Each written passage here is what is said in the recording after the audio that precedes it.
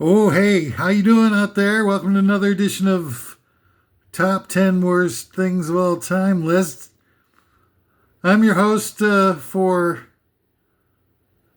this Odyssey, Hal.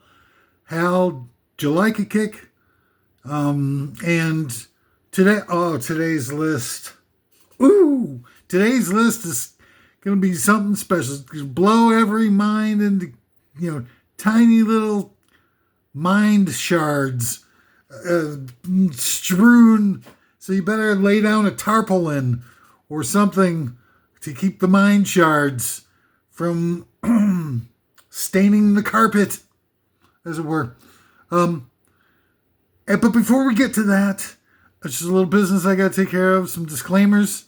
For starters, number one, I've lost my mind at some point. Somewhere along the road, I used to be totally in control of just about everything, but things got a little weird for your old Hal Jalika Kick hosts. And I think I lost my senses. Can't be trusted. Do anything I say, and there's this particular list that I'm about to lay on you is going to go to places that you don't ordinarily see places people try to go to. And there could be a lot of stuff that I espouse that could seem slanderous or fake, or made up, or indiscreet. But hey, I'm not responsible for anything I gotta say, so yeah, whatever. Number two, I'm not partisan, okay? Get it through your stupid thick skulls. I'm a lifelong artist, creative type who thinks outside the box. And you can draw your own conclusions for that, but I guarantee you they would be falsehoods. I don't believe in Beatles, number one. Number two, I don't believe in the separation of the populace into neat, easily all-encompassing camps of right and left wing. I just don't believe in it. I'm sorry. I'm not playing your games. There's good things and bad things to all people. And some people could be miscategorized as bad because of the group they belong to. Some people could be correctly categorized as bad by the groups they belong to. It's a lot of bad stuff going on all over, everywhere you turn. But I'm not going to sit here and try to create more hatred by proclaiming that I believe these camps to be valid and organically driven. They aren't. They were created specifically so we would bite each other's heads off and spend all of our lives fighting amongst ourselves when the only real division in the human race is the haves and the have-nots. Because how could you be a billionaire? How could you live with yourself as a billionaire knowing that there's so much suffering that the massively inequitable division of wealth causes in this world? All the suffering, everybody's suffering, is caused by the gigantic gaps in wealth between the haves and the have-nots. And yet we're saying what we're gonna do is we're gonna take the have-nots and divide them up and tell each other a bunch of stuff about each other. They're the reason why they're in so much pain. We aren't the reason we're in pain. We've been told that forever. We've been manipulated and brainwashed into form-fitting within those divisions. Sure, absolutely. But where do you stop that? How do you stop that? At some point, how are you going to overcome the fact that you live in a world that would do that to everybody? And who's the ones that are doing that? It makes me so mad that people will fall into that trap so much. even on simple things. Like everybody blames the police for being such rotten bastards to people and being such, bullying their way through society by, cracking skulls and all that kind of stuff. Who do you think designs all that stuff? The police don't design it for themselves. They're put into a tough situation. I wouldn't want to be out there. I wouldn't want to be even have to carry a gun everywhere I go because there's a threat of people who are going to want to kill me at some point that's coming around the corner that I'll never see coming. Who wants to do that? Who wants to live in a society like that?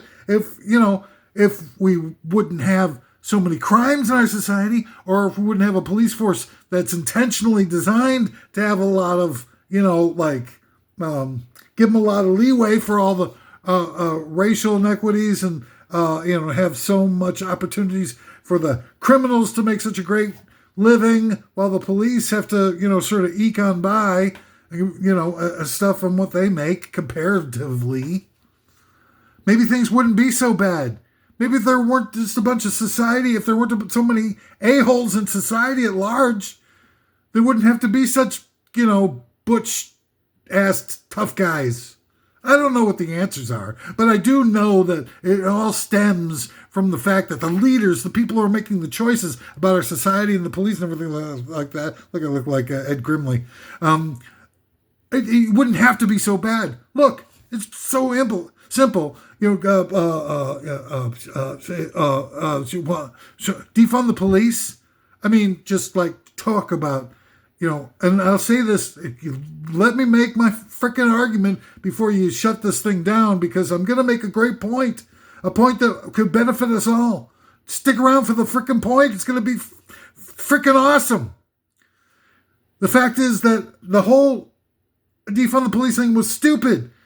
Who wound up suffering from defunding the police? The regular schmuck, the average schmuck on the street who now had to, watch criminals get away with murder all left and right, stealing and all the kinds of stuff without the police being there to be able to be that thin blue line. I don't even know how to define it for us any differently. But the fact is that, there's a lot of people out there suffering from the world itself to become criminals. And there's a lot of people who are suffering because of criminals.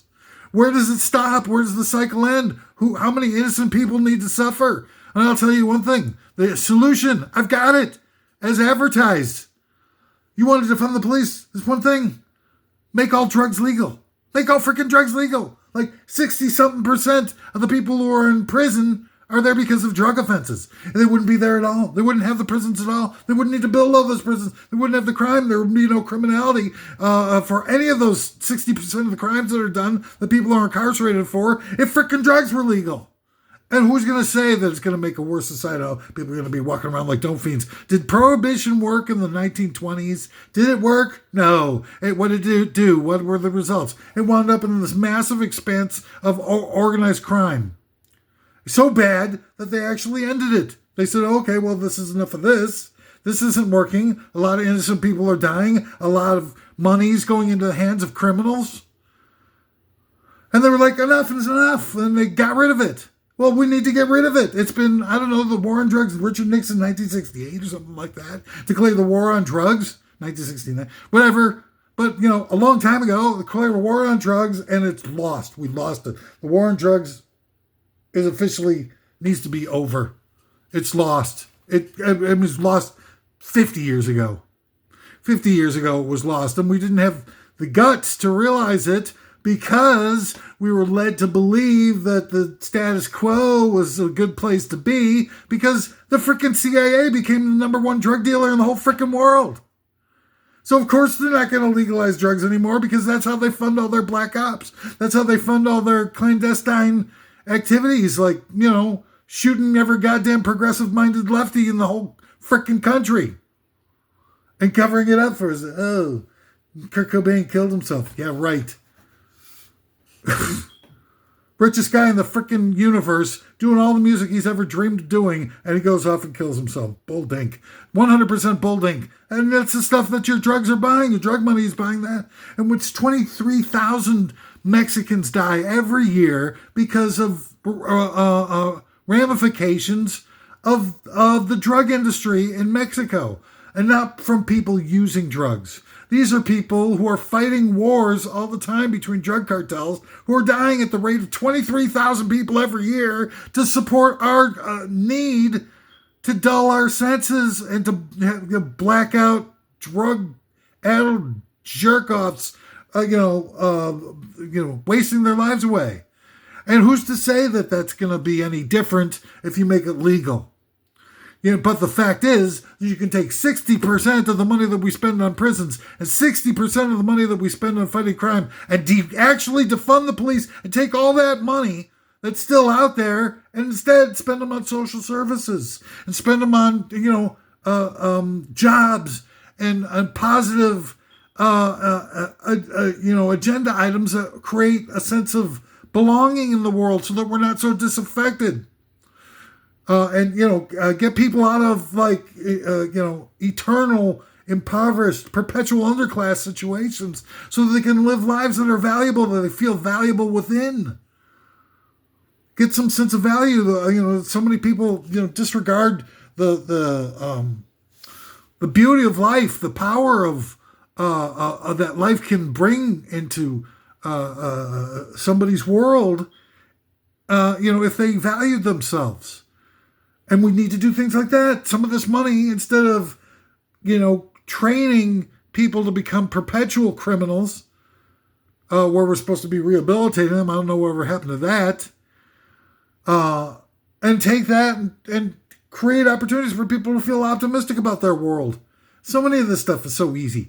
I don't get it. I get it. I do get it. But, we've been brainwashed into thinking that, they'll set us up arguments and things like that so that we're unable to be able to think for ourselves and think clearly and objectively on all this stuff. And then we wind up just thinking like, oh, yeah, a perpetual prohibition on drugs is a good thing. It's really doing a lot of good things for society. We need to keep up with it.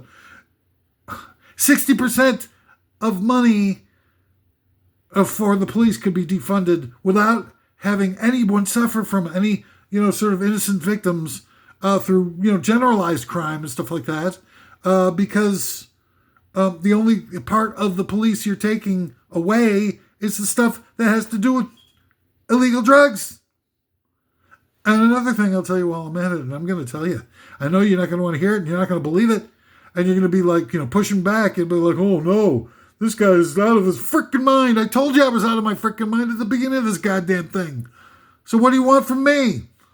Is you got to legalize prostitution. And I'm not saying just legalize it either. I'm saying that you got to make it mandatory. Because I've had enough. And personally, I'm one of the victims of being hard up. But I've had enough of this whole world displacing all of their sexual frustrations into all this anger and victimization that we've been doing. God damn it. You got to unleash the booty. Hasta pronto. We need to have, and I've come up with names where I thought about this distinctly. I've come up with one of the names for it is the Bear Force. Okay. This is of a group of people who train to get people off, clean, happy, satisfactorily, and everything like that. What was the other one that I had? The Bear Force, and I don't know, there was another one that I had that was also very appropriate and extremely visionary. But the fact is that we need to get it going. I don't know, we're going to have to get the scientists to be able to come up with the numbers here on how many times people need to clean the pipes on a monthly basis, but it needs to happen. It needs to happen right away. And the fact is, if you give it to everybody, if you make sure that it's mandatory for everybody, then you don't have to worry about, breaking your marriage vows or anything like that, because it's really kind of sort of like a technical thing where you could just blame it on the government. Oh, it's mandatory. I need to get laid by this really passionate and well-trained sexual surrogate and whatnot, and it's going to make such a big difference in the world. Everybody's going to be so much happier, so much more able to handle the stresses of this horrible modern day life that they've imposed upon us, and see through all this stupid commercial materialism garbage, where they've got these jerk-offs bouncing around with their balls out, or giant amounts of cleavage used to sell a frickin' industrial strength glue. I don't know what the hell is going on, where people just put up with it, forever. Is that what the way it's going to be? Or, just because, we were founded by Puritans. Puritans were out of their freaking mind. The Puritans who came over here were exiles. out of Europe. They were kicked out of Europe to the United States. Not quite as bad as what, Australia, where they made it all criminals, but pretty damn bad. These Puritans that founded us and all that stuff, we weren't able to sell liquor. I don't know what the status is of this because I don't drink currently, but we weren't able to sell liquor on Sundays because of these frickin' Puritans. What the hell is that? Why do you have to not be able to buy liquor on Sundays because of Puritans and stuff like that? Supposedly in the Constitution it says you got a freedom of religion. So, a lot of people don't believe in the frickin' religions that don't let you drink on Sundays. What do you do with them? You make them suffer too, along with it, just because, it's your religion, your crazy freaking religion that doesn't allow people to be intimate with each other. Some of these rules came up with 1 billion years ago where people weren't allowed to, in these biblical things and stuff like that, have extramarital relations and whatnot. That was when people were living to be 12. By the time that, 12th birthday, they were already sort of like referred to as senior citizens and barely able to, walk on their own power.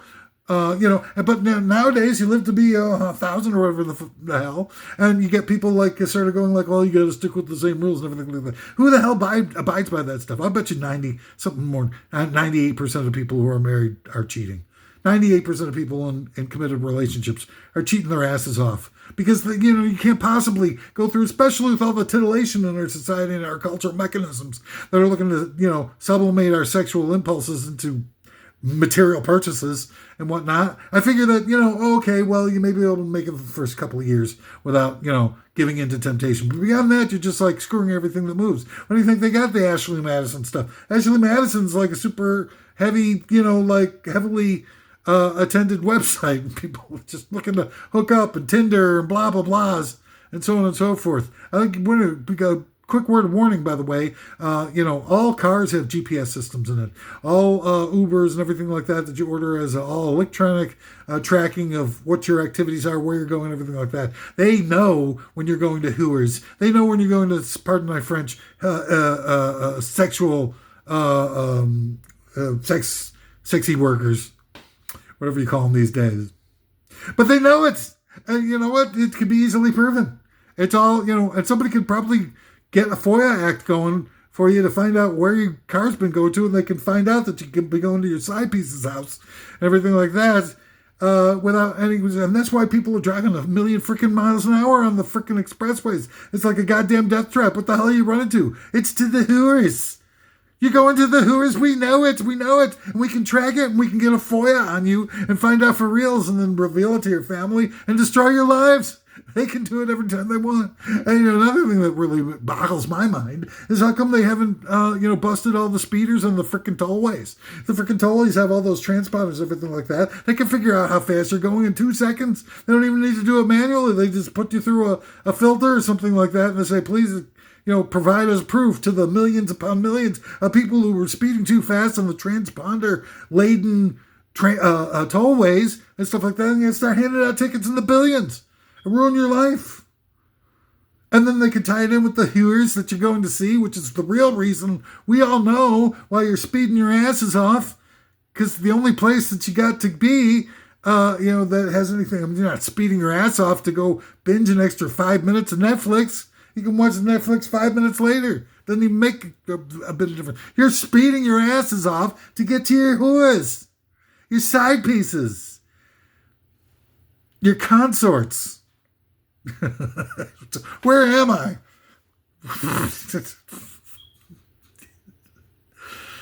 Anyway, I'm not partisan.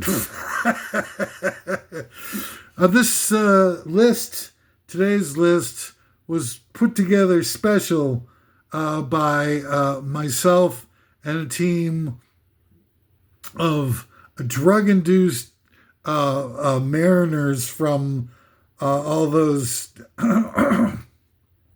fishing shows you see on like the Discovery Channel and whatnot. Fish or Die, or, Most Dangerous Job, or whatever the hell they're called. I get a bunch of those guys.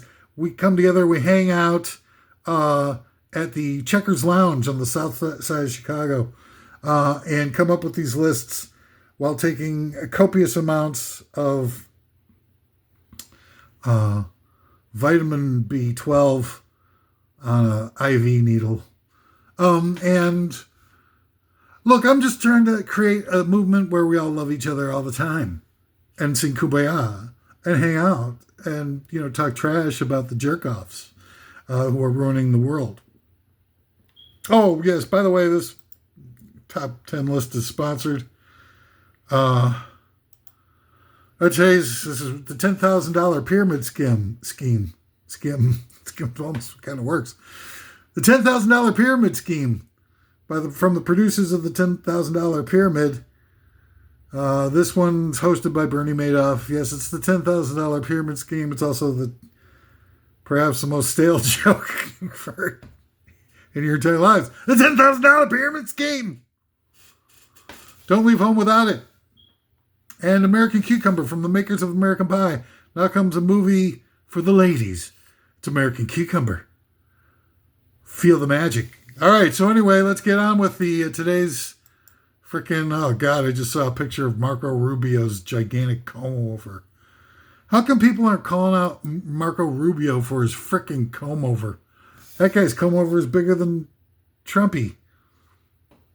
Bob Trumpy, the famous tight end for the Cincinnati Bengals, all-star. I don't think he made the Hall of Fame, though. All right, so get ready for it. Today's top 10 worst list is my top 10 list of my worst conspiracy theories. Top 10 list of my worst conspiracy theories. Ooh, this is going to be a humdinger. This is the one a lot of you requested on my Substack. And what a stack it is. Ooh la la. All right, here we go. Number 10 of the top 10 list of my worst conspiracy theories. Henry Ford and Hitler. Okay. It's already off to a booming start. Henry Ford and Hitler were lovers, which explains why Hitler hung a life-size painting of Henry Ford in his office leading up to and throughout World War II, and Henry Ford gave Hitler a $400,000 birthday gift, cash money, one time.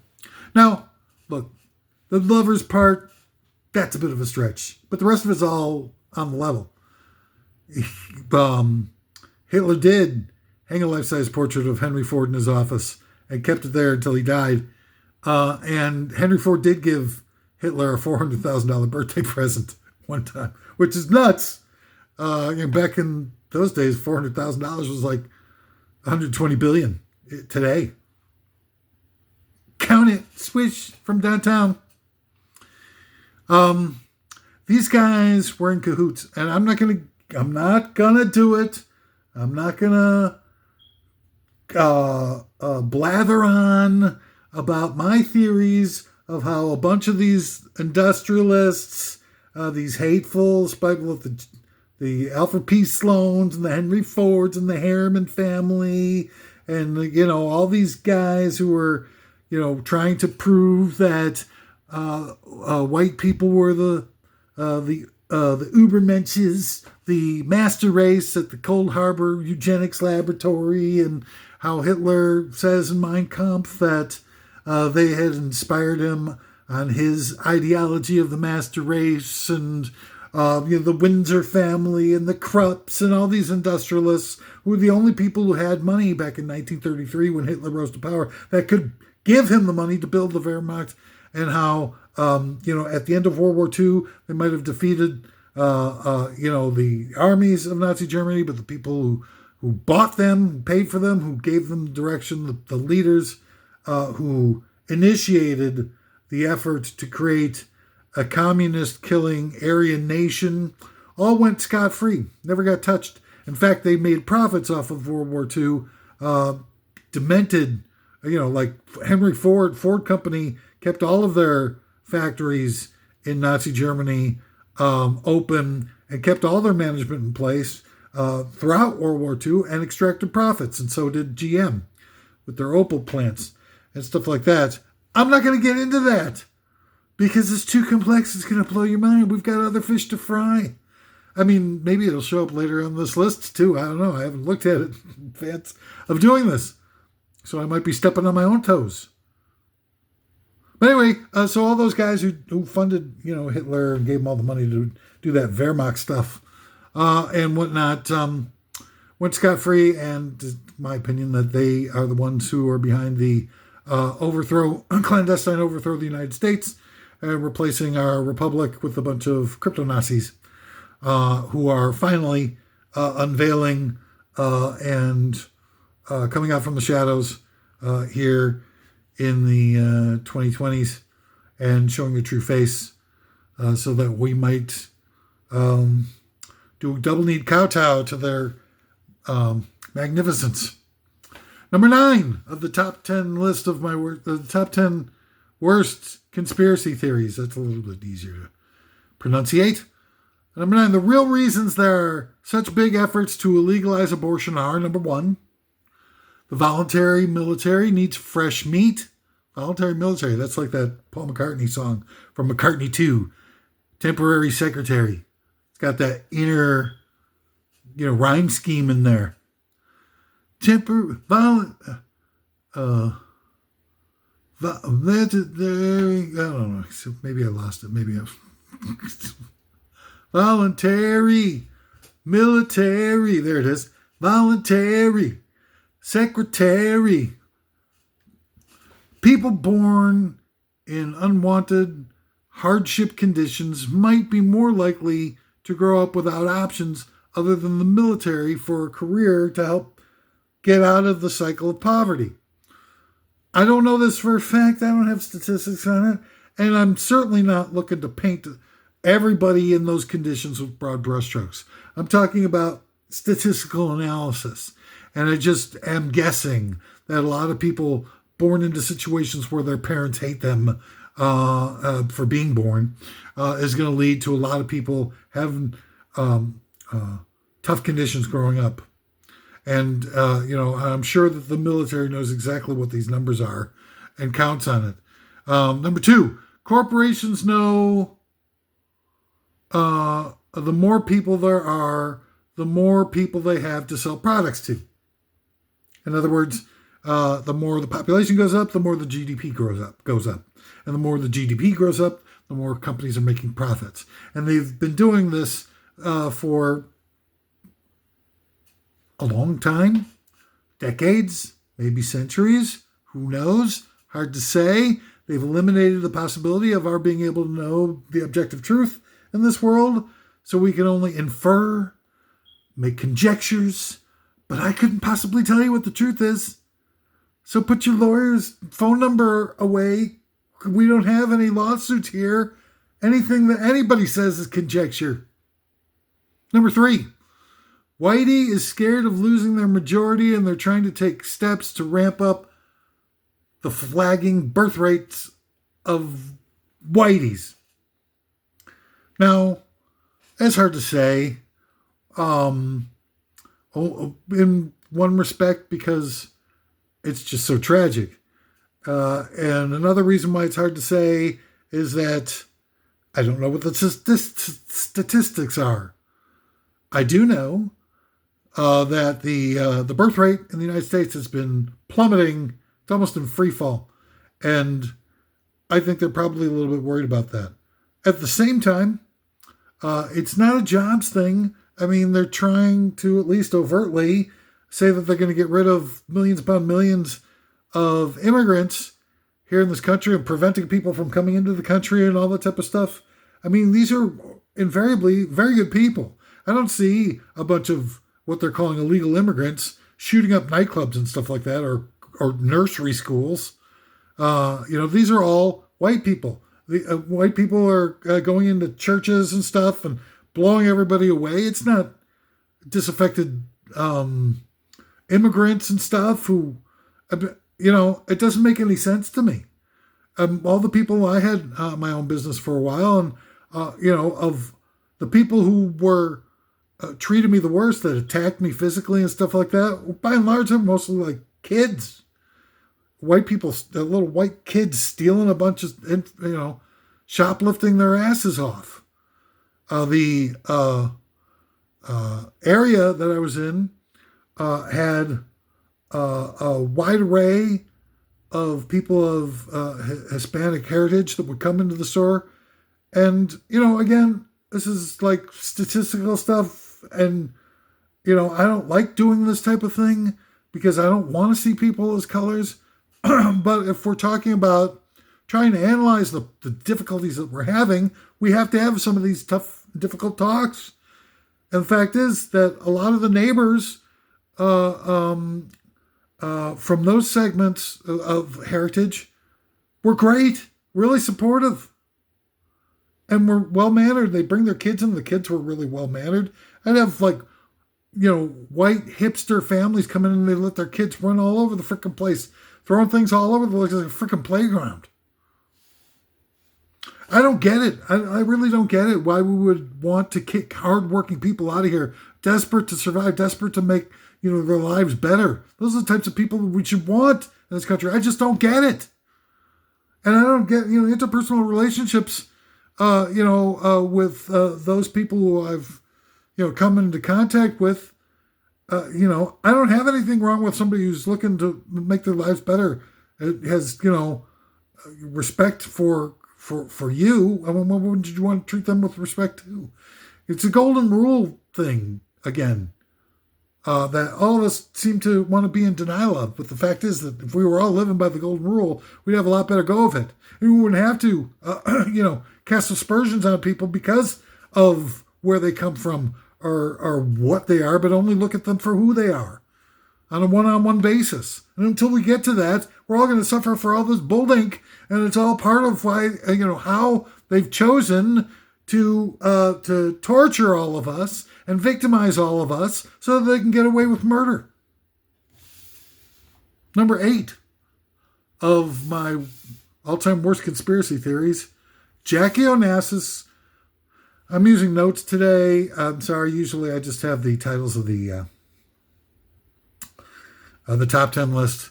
Occasionally these things get a little complicated, and this one particular one is all over the map, so I apologize for my lack of off-the-cuff, extemporaneous bloviating that so many people have come to know and love on top 10 worst lists. Number 8, Jackie Onassis fired the final shot that killed JFK, and that explains why she was trying to climb out of the car directly into the teeth of the supposed fire from the lone gunman from behind her. She was trying to escape and get across the border. She was heading south. No, but seriously, Jackie crawling out of the back of the limo is the number one factor that I cite as proof that someone was firing from in front of the limo. I don't care if you're on gigantic amount of hallucinogens and watching the frickin' video where his head flies back and you think, well, he was definitely shot from behind. Give me more drugs. Daddy, give me more Quaaludes. I mean, I get it. You just want to, again, you get the programming. They didn't show the frickin' supporter film for like 12 years after the shooting. And so that gave them plenty of time to brainwash all of us. And then, and now we're having to, fight back and overcome the brainwashing. And brainwashing has like a built-in defense mechanism. Nobody wants the brainwashing to fall apart. Something inside of us goes haywire. And so we fight against the, any efforts anybody makes to try to get rid of our brainwashing. It's incredible. I don't even know what the hell's going on. It's craziness. It's pure craziness. Anyway, so Jackie's crawling out the back of the limo, okay? And listen to the Warren Commission, those bunch of hateful, spiteful, draconian BS artists just wanted us to believe that the only shooter was coming from in back of the limo, from the book depository. And yet, we see every single, you might want to argue that his head's not snapping back if you're a freaking moron, but you can't argue the fact that she's climbing out of the back of the limo. Now, if the behind her is the only area where the shots were coming from, who the hell crawls into the line of fire? Even if she was totally panicked. You slouch down in the limo. You try to hide from the bullets coming from behind you. That's not what Jackie did. She crawled out of the back of the limo. Why? because the shooter was firing from in front, from the grassy frickin' knoll, you frickin' moron. What's it going to take? And the minute you finally admit this one key piece of coup d'etat evidence in our society, the whole house of cards falls. Just come on the journey with me. Let it fall. Let the house of cards fall. Because after you do, you see the Nixon and LBJ and the Bush family and J. Edgar Hoover and the CIA, Allen Dulles, all those guys, we're all in on it. And they've been capitalizing off of that thing ever since. And all the hatefulness, exploitation, all the bad things that we've done subsequent to that are because of that. And these guys, we should have known. I mean, we saw, when Eisenhower, the head of the military, gets elected to be the head of the civilian government, and he lets Nixon and Prescott Bush and Dulles and all these creepy ne'er-do-wells and sociopaths in on the government. They start immediately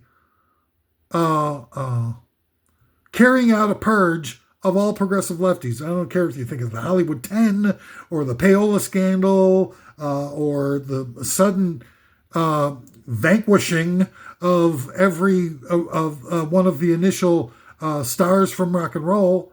Every single one of them had either their careers ruined or were killed outright. And then at the same time, you got all these crazy indoctrinational shows coming out, and movies and stuff like that, and pro-war movies everywhere. And then you have all these, white master race suburbia shows like Leave It to Beaver and Ozzie and Harriet and stuff like that. It's just, I don't see why people even, how could they not see it? I mean, I guess we still don't see it, right? Well, nobody bothers with anything more than what's in their immediate, frame of vision. But how did they do that back then? I thought they were smarter back then. I guess not. They were so tired of war that they just were burnt out. Greatest generation, my ass, though. Screw that generation. That greatest generation, that, like so pompous and everything like that, they worked hard for like 3 years and then gave up, is what the greatest generation did to us. 1941, December, so that year is already spent. So 1942, 43, 44, and 2/3 of 45. 3 2/3 years is the greatest generation. I'm afraid not, because for the rest of your lives, you sat on your ass and fell asleep and took a 80-year-long nap, greatest generation. Up yours with a rubber, up your nose with a rubber hose, greatest generation. You can suck bite my specific ass portion. Number 7 of the top 10 list of my worst conspiracy theories. Number 7, Bob Dylan was killed, replaced by a body double in 1966, which was covered up by his so-called motorcycle accident. Michael Jackson was killed and replaced by a body double covered up by the Pepsi commercial where his hair caught on fire in whatever that was, 1986, 7, whatever. Both of them were the most powerful, creative personalities in the world at the time of their passing. Now, Dylan's was perhaps a little less sort of economically powerful in nature, but his intellectual impact was perhaps the biggest out of any person in the creative arts that's ever been. Those, again, unfortunately short 2 or 3 years that he had was perhaps the most transformative in the history of mankind. It gave the human race an opportunity to tear down the plastic fantastic and rebuild institutions that were dedicated towards preserving and advancing our humanity instead of being victimized by those who hated it. And we fell short. The people on the ground at the time had a sense of the nature of evil that had permeated our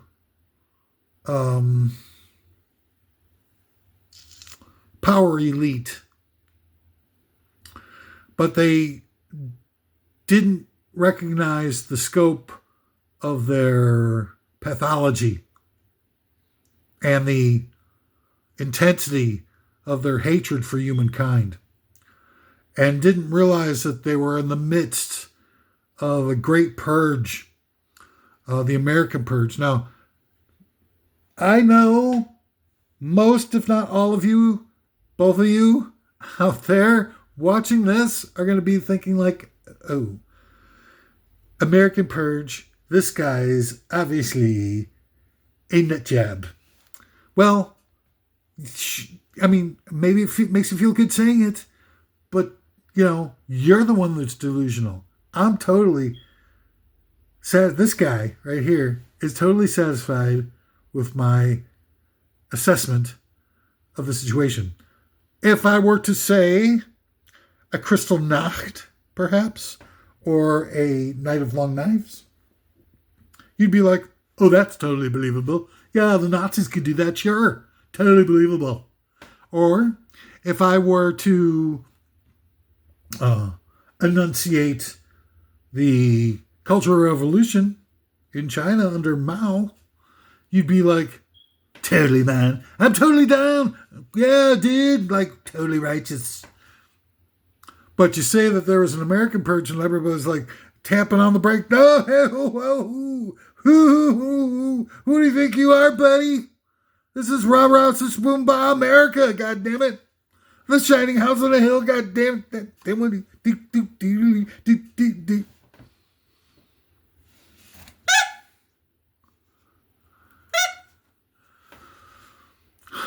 Sorry, I don't really like to, sort of be an impositional type, but I'm wrong here and I'm right here and you're wrong.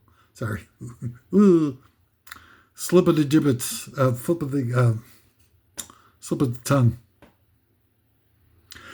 But I am right, and you are totally off base. I mean, name anybody with a leftward-leaning progressive bent that's had a national level of distribution or recognition in our society since the mid-1950s, and even some cases before that. You get the Roscoe Fatty Arbuckle, who was destroyed on a trumped-up murder charge that he was, after 3 trials, he was found not just innocent, but so innocent that the jury apologized to him for putting him through all that, ruining his life and career. To Charlie Chaplin, when they started United Artists, Douglas Fairbanks. Again, United Artists was the first time in the history of all humankind that creative types had the control of their own distribution of ideas, their own green light power. And shortly after they founded it, Douglas Fairbanks Sr. is like, I've never felt better in my life, and 2 seconds later, he drops dead. His last words were, I've never felt better in my life, and then he drops dead. Can anybody say poisoned? I knew you could. And it's just, like a lot of other people and stuff like that who are, espousing the same types of things. They chased Charlie Chaplin out of the frickin' country, again, on a trumped-up charge that he had fathered a child out of wedlock, and then there was a blood test that proved that he wasn't the father, and they still convicted him anyway and said, we're not going to admit the evidence. Can you say kangaroo court?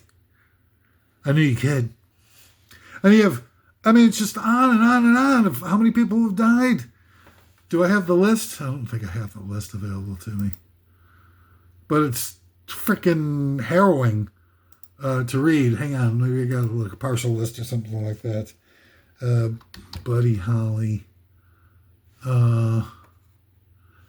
It started in the 50s. Everybody in the 50s, who had, something to really say, was quashed. or killed.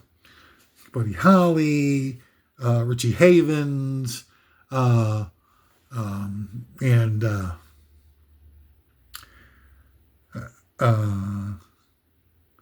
Eddie Cochran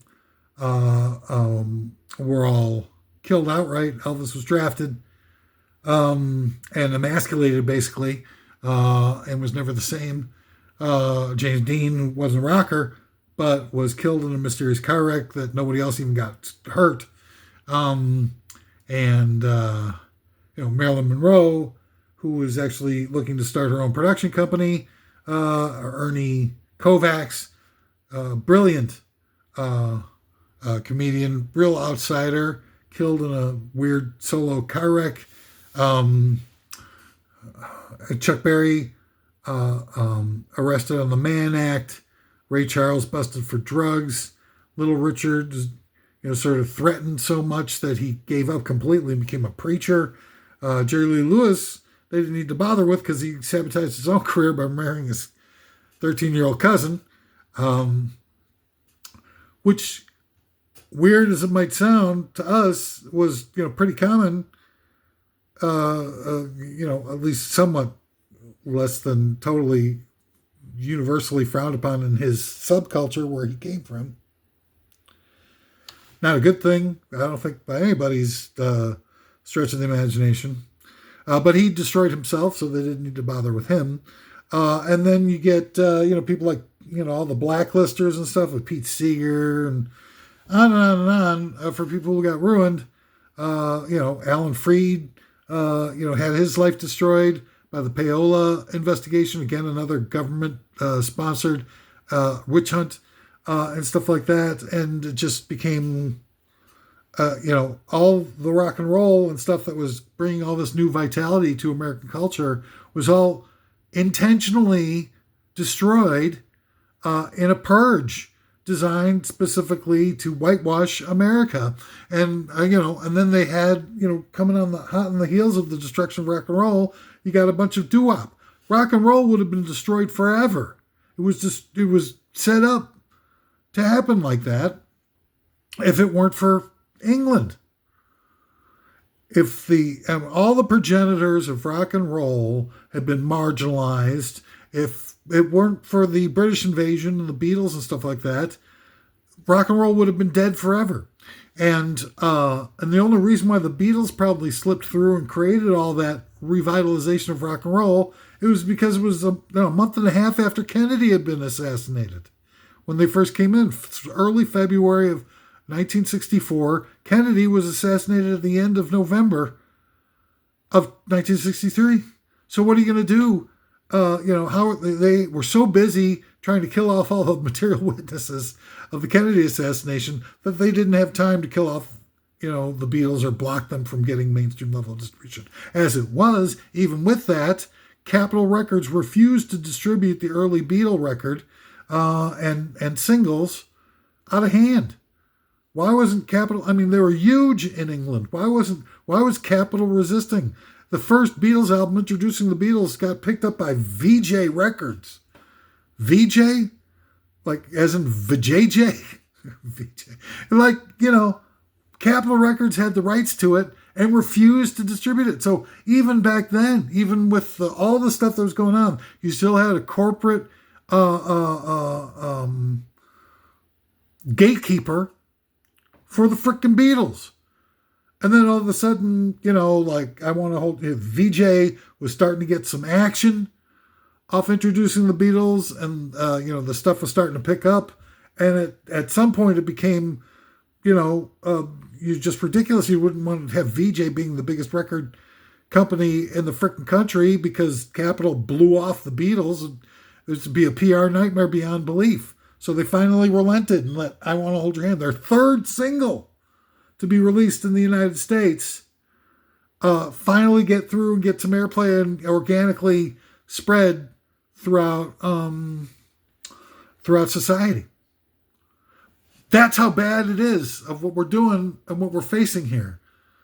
And, and it's just really kind of sick. Anyway, I'm going to do it. I mean, we're running out of time here, but I'm still going to do it. You get the systematic assassination or destruction of every left-winger of import on the frickin' planet, all under suspect or unnatural conditions. All of them.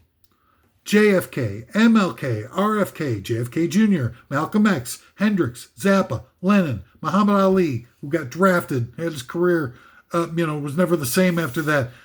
Joplin, Brian Epstein, Morrison, Tupac, Abby Hoffman, Aaron Swartz, Eddie Cochran, Phil Oakes, Prince, Harvey Milk, Will Rogers, Marilyn Monroe, Mel Carnahan, Richard Pryor, Mama Cass Elliot, James Dean, Dorothy Dandridge, Paul Wellstone, Roberto Clemente, Bertolt Brecht, Orson Welles, Timothy Leary, Douglas Fairbanks, Chuck Berry, Otis Redding, Pat Tillman, Hunter S. Thompson, Gene Clark, Howard K. Smith, Sam Cooke, Elvis Presley, Ernie Kovacs, Bill Hicks, Brian Wilson, Lenny Bruce, Lorraine Hansberry, Buddy Holly, Freddie Mercury, George Harrison, Stevie Ray Vaughan, George Gershwin, Fred Hampton, John Coltrane, Joe Strummer, Patrice O'Neill, Nat King Cole, Edward R. Murrow, Freddie Prinze, Che Guevara, Kurt Cobain, Marvin Gaye, Mahatma Gandhi, Woody Guthrie, Dave Chappelle, Fatty Arbuckle, Andy Warhol, Phil Spector, MF Doom, Anwar Sadat, Jerry Garcia, Bobby Seale, Dwayne Allman, Michael Jackson, Irving Thalberg, Peter Green, Marla Rutica, Bob Dylan, Tim Buckley, Medgar Evers, Jack Kerouac, Syd Barrett, Bill Graham, Huey Newton, Terry Kath, J.D. Salinger, Ray Charles, D. Boone, Bob Marley, Charlie Chaplin, Steve Albini, Bruce Lee, the Smothers Brothers, Patsy Cline, Nipsey Hussle, Keith Moon, Mitch Hedberg, Douglas Adams, Jim Henson, Vince Lombardi, Aaliyah, Larry Flint, Pete Seeger, Doug Kenny, Gary Webb, Stokely Carmichael, Marsha Johnson, Joe Meek, Eazy-E, Mark Boland, Chris Cornell, Princess Diana, Jaco Pastorius, George Orwell, Stephen Biko, Dwayne McDuffie, Jake Clifford Baxter, Selena, Bobby Darin, George Michael, Jerry Rubin, Alan Freed, John Belushi, Notorious B.I.G., and so many more. So many more.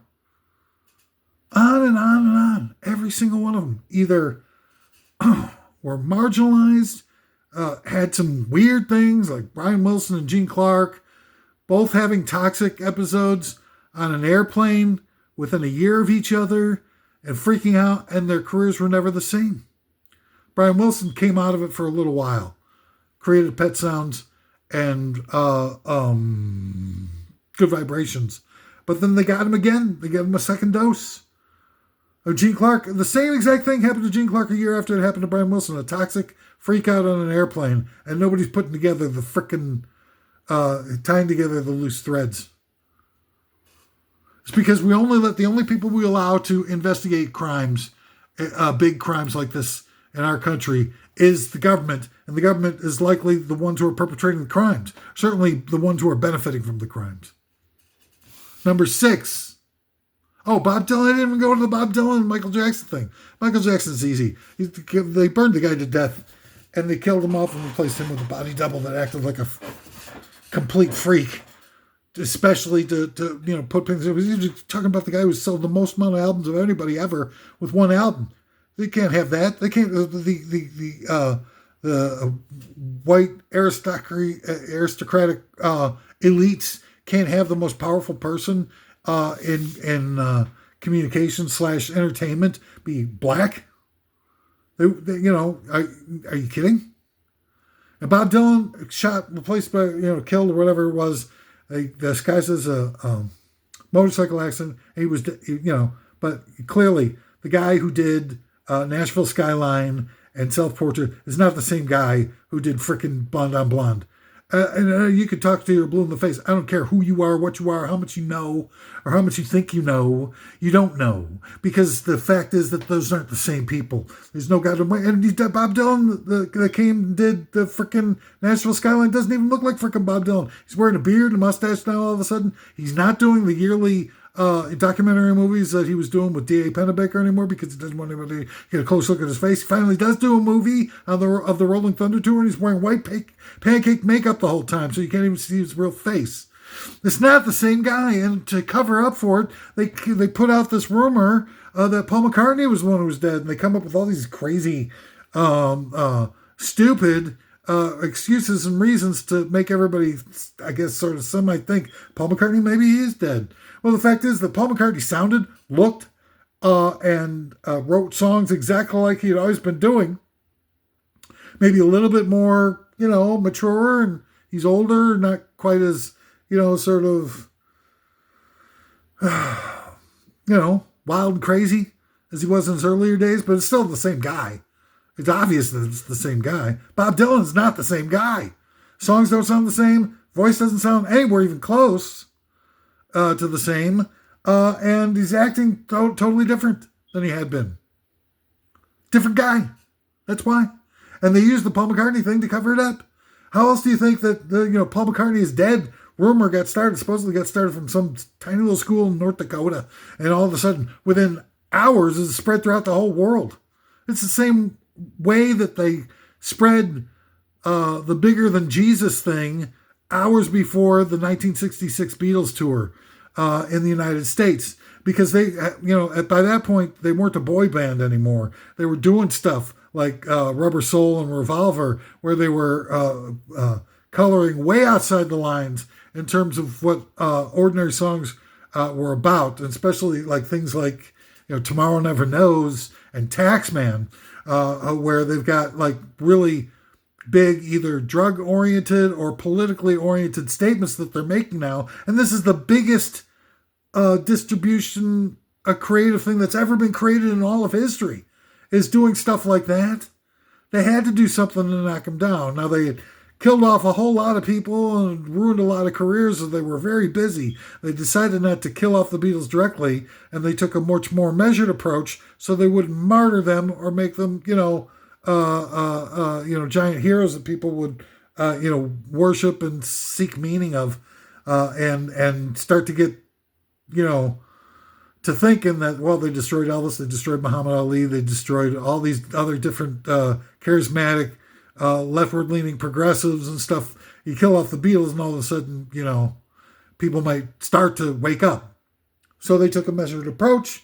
They figured that the guy who's handling all the business and giving them the power to just focus on creativity is Brian Epstein, and they got rid of him.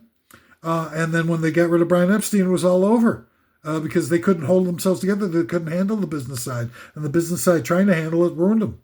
Everything after Brian Epstein died is like the Beatles, and then the Beatles after Brian Epstein died, and it's all contentious, and they're at each other's throats all of a sudden.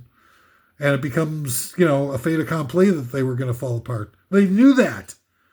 That's why Brian Epstein died. I mean, he's the manager of the biggest act in the world, is about to, stop touring and engage in more business things, which would give him more opportunities, actually, to exert his managing influence on them and help them through this new phase of their career. Exciting time. And they're doing the best music of their career. The giant albums, proved them right to stop touring. And who knows, they probably would have started touring again. They got into a bunch of organic rock music that was much more easy to perform live. And and John Lennon especially, the 1-2 punch of being the focus of, this was a months old article that was taken out of context that was spread all over the United States press 2 seconds again before they went on the 1966 tour of the bigger than the Jesus quote. And it just came out of nowhere, and it spread all over the place. And then all of a sudden, there's bonfires, and hate mail and threats, and that's why they stopped touring. It was maybe a little tough for them in the Philippines and stuff like that. But had they been embraced with as much what's the term I'm looking for? With love without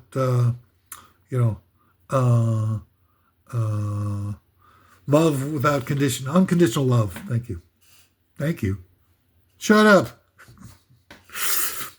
If they'd been met with as much unconditional love as they had in the 64 and 65 tours, in 66, I don't think they would have felt like, because things were improving, in terms of like, shortly after they stopped touring in 66, sound systems improved, touring conditions improved overall. I don't think they would have given it up forever. I think they would have come back after the White Album maybe, or let it be if they were still friendly with each other. The point was getting rid of Brian Epstein turned them into adversaries and concerned with business, and they lost track of who they were and jumped down each other's throats. And became, and Lenin was ruined by the, actually, I think Lenin was ruined when Yesterday was released. I think that he had seen himself as, everybody saw him as the leader of the group, and all of a sudden Paul McCartney writes the most covered song in the history of mankind with Yesterday, and all of a sudden the primacy of Lenin kind of evaporated. And then shortly thereafter, he gets dinged for the bigger than Jesus thing, and that had really be a huge wedge issue for the band. And then a year after that, Brian Epstein, their titular figurehead, is dead. And Bob Dylan was, just flat out killed off. They couldn't deal with having, somebody who was that powerful and that expressive being so influential on waking people up that they had to get rid of that guy. And on top of it, like cover versions of his songs, like Mr. Tambourine Man, were number one in the country, number one in the United States. They have the most anti-establishment political creative figure in pretty much all of history be number one on popularity charts at the birth of the really big boom in cultural mechanisms that we experienced throughout that time, of the growth and development of television and the growth and development of the music industry, and just scared the hell out of them. So they had to give them the zots and get rid of them, and that's what they did. Number 6 of the top 10, what is this, worst conspiracy theories I've ever come up with. An NRA, is a lobbying group for the U.S. military as part of a long-term effort to have private ownership of guns help pay for the research and development of high-performance firearms for the military, is they cannot afford to pay for all that themselves. In other words, the military orders guns, I don't know, probably every 5 years or something like that in terms of like big orders. But what happens in the interceding years if you don't have a private gun industry that's keeping the doors open on all those factories? You got to mothball all the factories. You got to fire all the people who are doing all this stuff, all the experts and the technicians and everything. And maybe keep a warehouse or two or a factory or two open for ammo, maybe. But still, if it's just the military, if you don't have anybody else owning guns, you gotta shut it all down.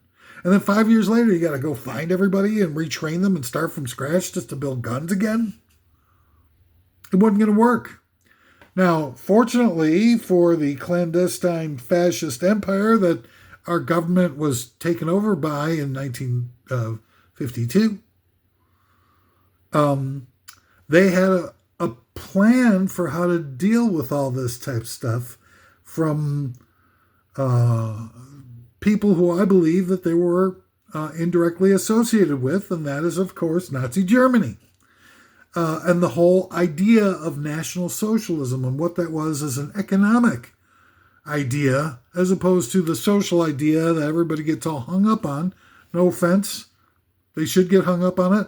But there is more to what made Nazi Germany so powerful so quickly. Because, again, Germany was like completely destroyed during World War I, and they had reparations of an immensely imposing nature put upon them immediately following. So they were just a wreck. It was practically a third world country, and they had massive amounts of inflation that made it impossible for them, and they had restrictions on the amount of military that they could have, all kinds of bad stuff. They had to give up the freaking patent to aspirin as part of the reparations. Aspirin, honey. Are you hello? And it wasn't just the fact that a bunch of billionaires, it's the height of the Depression. 1933 is when Hitler came into power. So there wasn't a lot of economic fluidity for the massive growth and exponential explosion of productivity that was experienced in this country.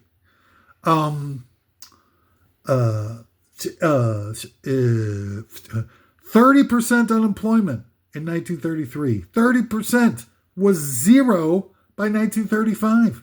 By 1935, they're off in Spain. What are they doing in Spain? They're fighting a freaking war.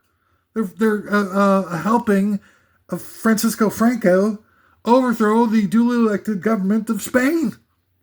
Within 2 freaking years of going from 30% unemployment to fighting wars and stuff that they're not even like wars of survival. They're like elective wars that they're going off and fighting adventurism or something. I don't know what the hell they were doing. Beta testing their weapons, just like the United States was doing in Iraq.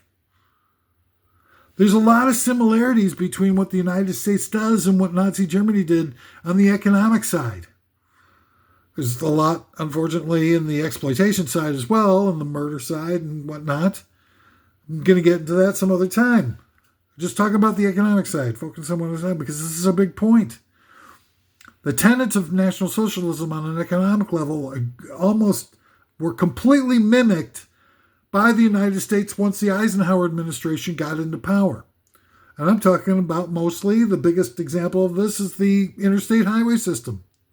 Gee, I wonder what they built in Nazi Germany that resembles the interstate highway system that Eisenhower chose for us to build instead of public transportation at that time. Gee, I wonder. Oh, it's the Autobahn. Hello, Autobahn.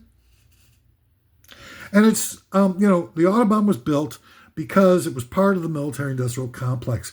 The redirection of the economic engines of society to focus on industries that played a role in building a stronger military. In other words, the Autobahn, you spend money to build the Autobahn, it makes it easier for people to be able to drive, more attractive for people to drive, and they want to buy more cars, and they buy more cars, and the automobile industry is an essential part of any higher level military.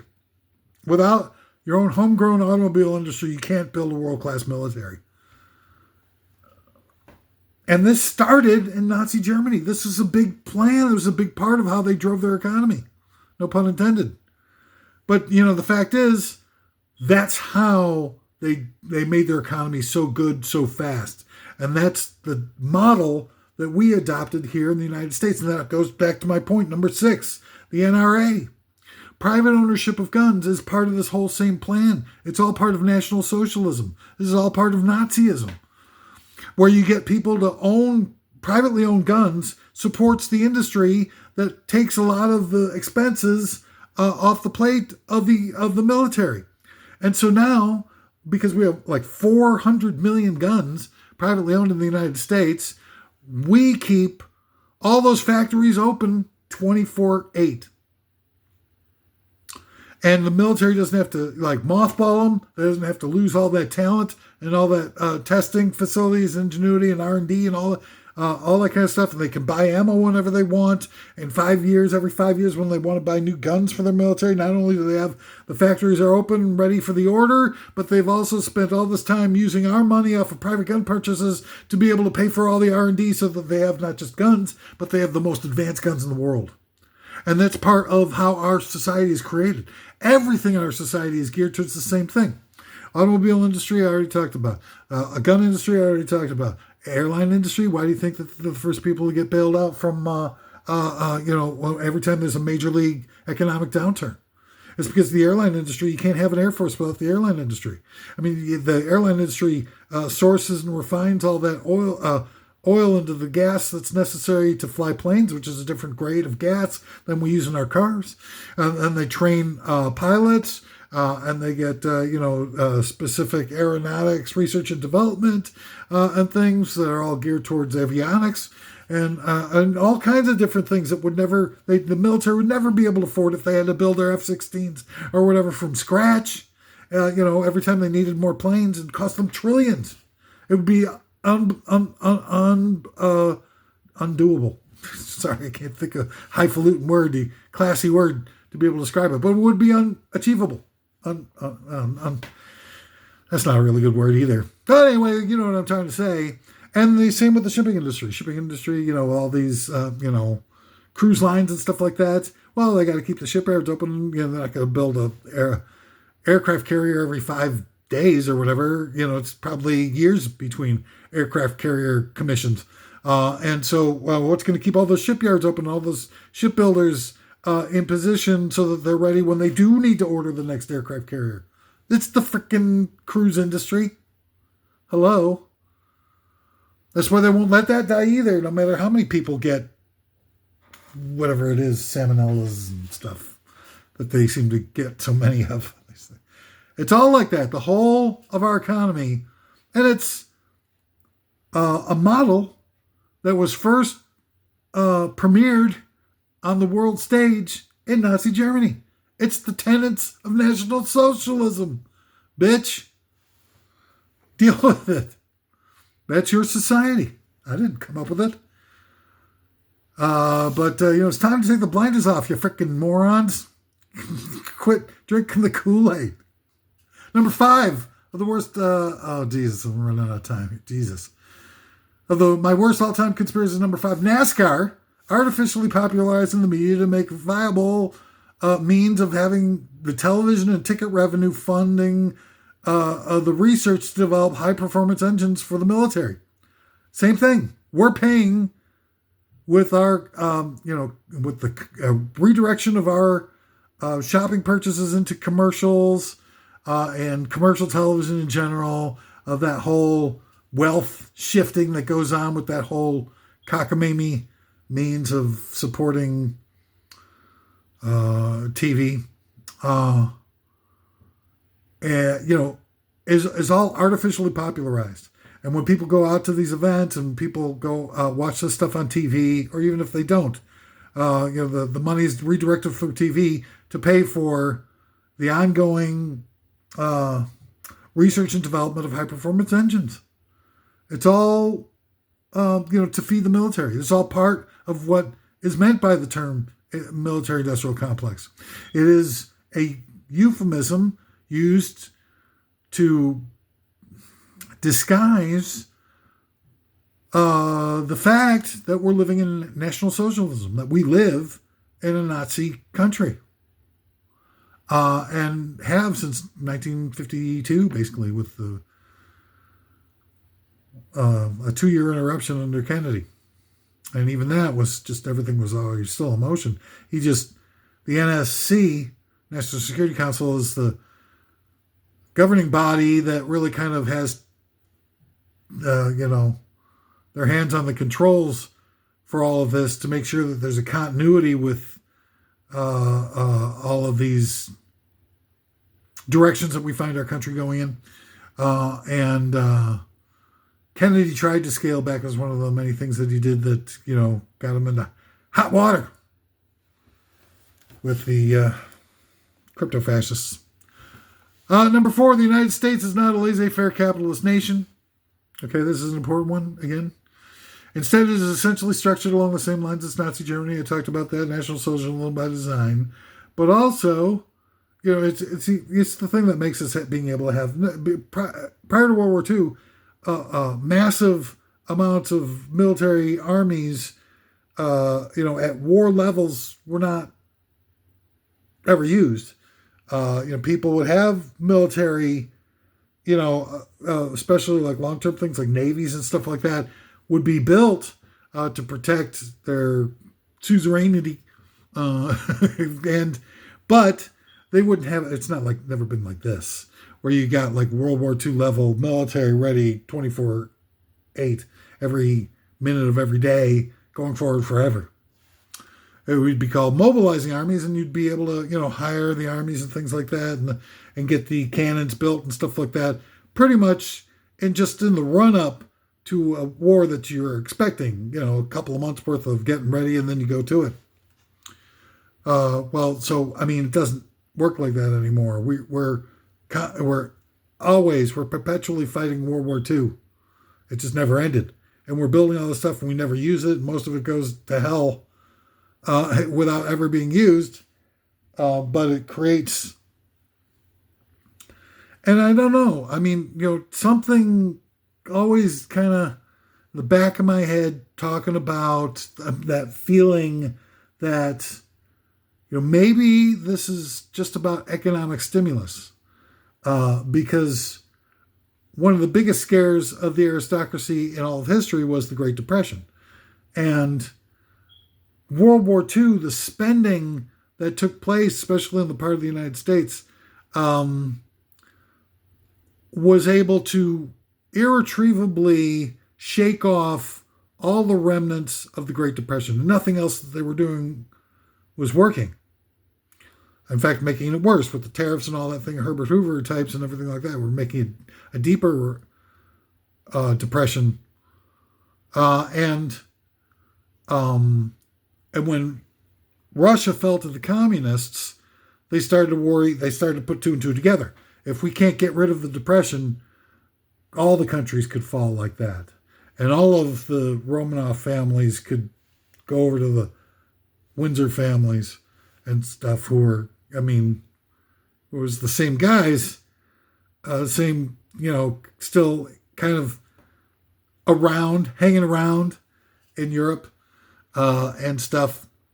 And I really think that somehow that all the military spending that we're doing is sort of like this ongoing economic stimulus.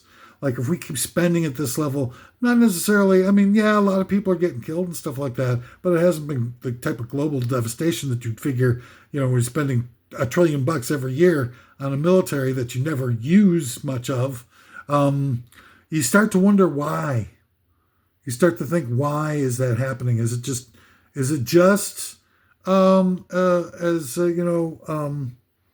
to make it as a deterrent?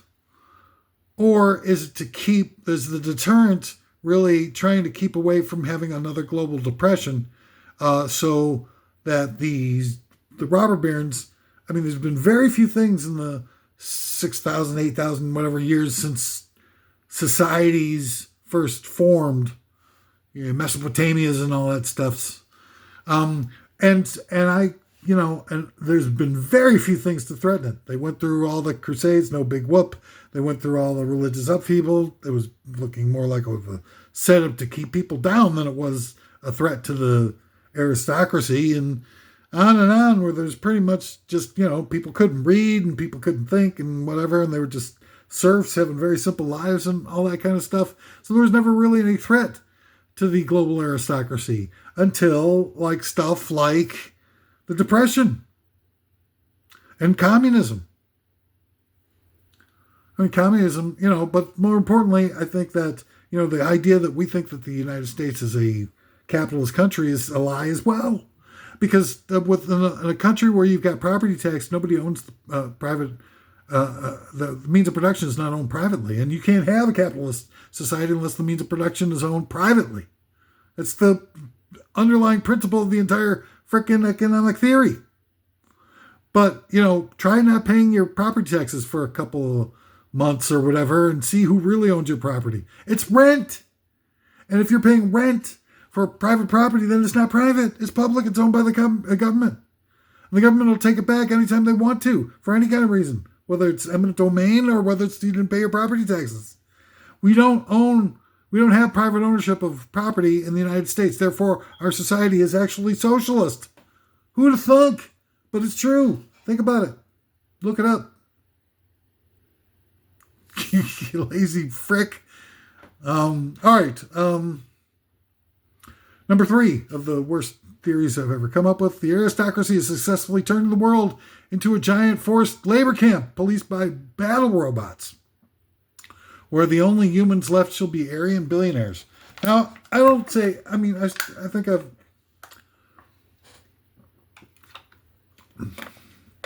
talked about this a lot throughout many of these top 10 worst lists, because of course the worst out of everything is the extermination of the human race, and that's what we're talking about here, and it's happening.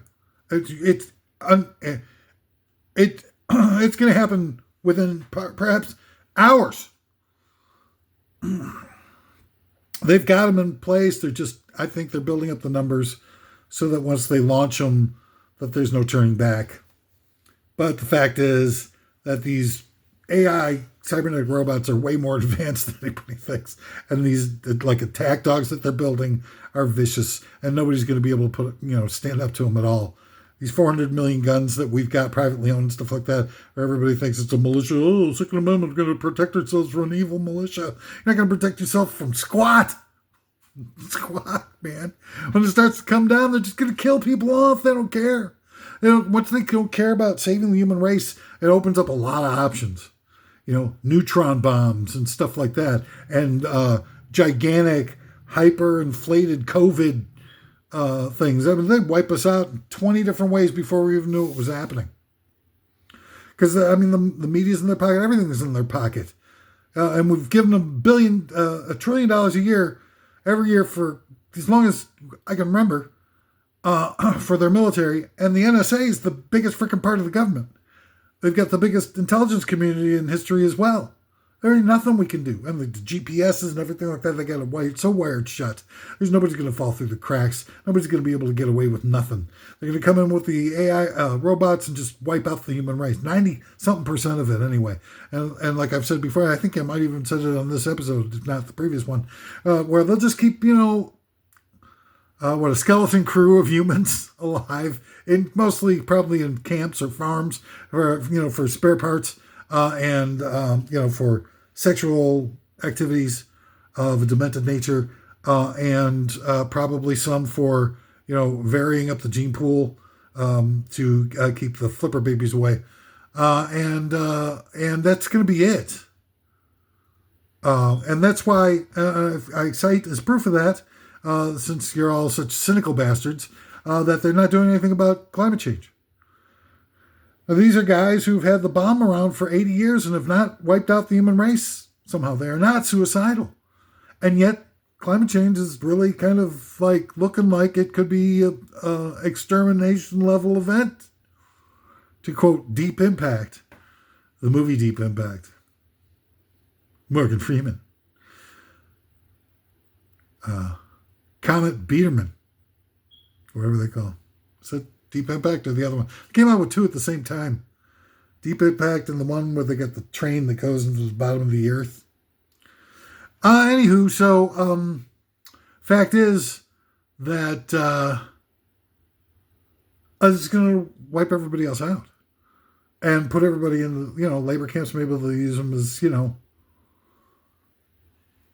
render our fat into candles, like votive candles for the ruling elite. Buy yourself an original, and they'll have it separated into buy yourself an Italian candle made from real Italians, or stuff like that. It's going to be real. I mean, they'll entertain themselves and figure out ways, and they don't need people to make music or movies or anything like that. They've got software that does all that stuff, man. We paid for it. Another thing, we paid for is the weaponization of CGI technology. So they can make fake people and everything. You won't even know the difference. In fact, it's probably going to be better because you can, dial up anything that you want to see in any movie and it can make for you on demand. Not just give you a movie that's already been made, but make a movie for you, a custom-made movie. Based on your favorite actors, your favorite directors, your favorite scripts, your favorite subject matter, and all that kind of stuff. Make you a custom movie. And you can watch a brand new Humphrey Bogart movie where he, wipes out, whatever subgroup that you feel a great antipathy for. And, when you're a billionaire, you think of, pretty much every subgroup is something you feel antipathy for, pretty much. And you can have, Elon Musk can have his own, Space Force that, colonizes, every planet. Because without food, water, or air, you can send these AI robots anywhere in space for nothing, next to nothing. You can colonize Jupiter in freaking weeks. Number 2 of the top 10 worst all time conspiracy theories of mine, or not conspiracy theories. What did I call them now?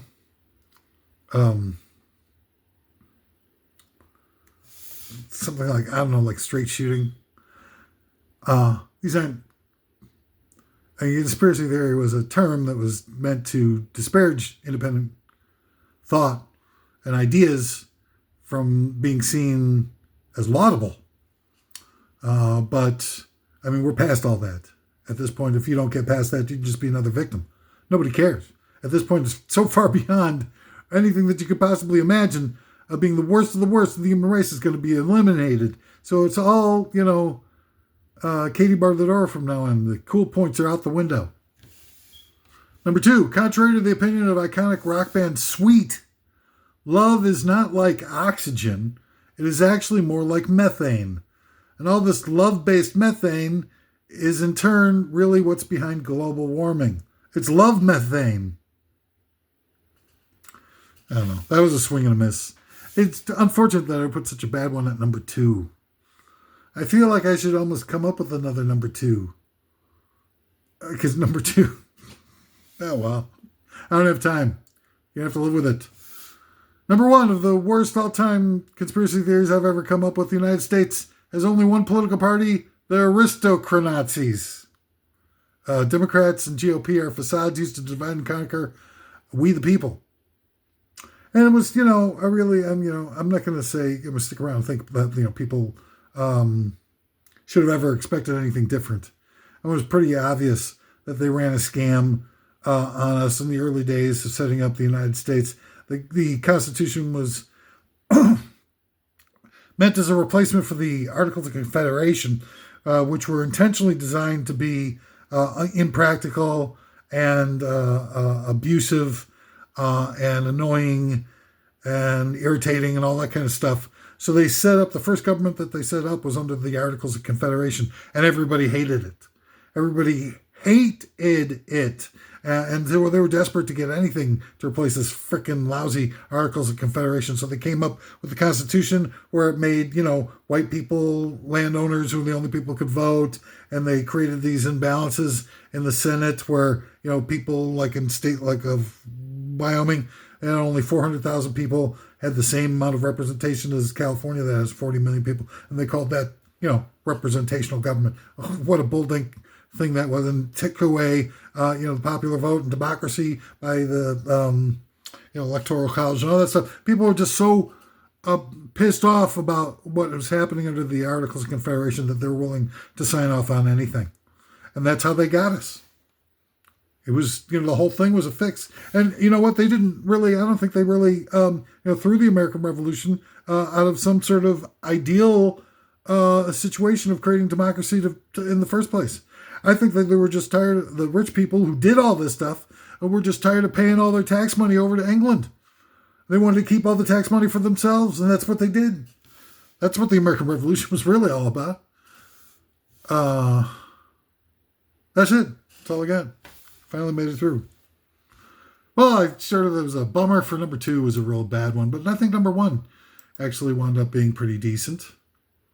Today's top 10 worst of all time list was in part sponsored by The Teacher from the Black Lagoon, a sequel to a 1950s Creature from the Black Lagoon. I also have The Creature from the Black Legume, which is a vegan version of the Creature from the Black Lagoon. I don't know, man. It's pretty weak. Wow, that's disappointing. Last 10-15% of this episode was so strong. So many insightful assertions to bestow upon you. And that list of so many of the lefties who were purged. Purge! I'm telling you. Anyway, that's all the time I got. Just as an outro, real quick, some business. Everything I've said here is opinions. Not of my own, but bestowed upon me by the universe somehow. I don't know how the process works, goddammit. But it's been a real pleasure. And those of you who are deeply offended by all my assertions, I'm suffering. My life absolutely is horrific. I wouldn't trade it on anybody. I wouldn't put it on anybody. So I'm suffering more than you could possibly imagine. So try to just chill out a little bit and not get so, freaking worked up. And smash that like button. Smash it. Smash the like button. Anyway, that's all the time we got. Let's try to get through this mess together, okay? Oh, yeah, one last thing.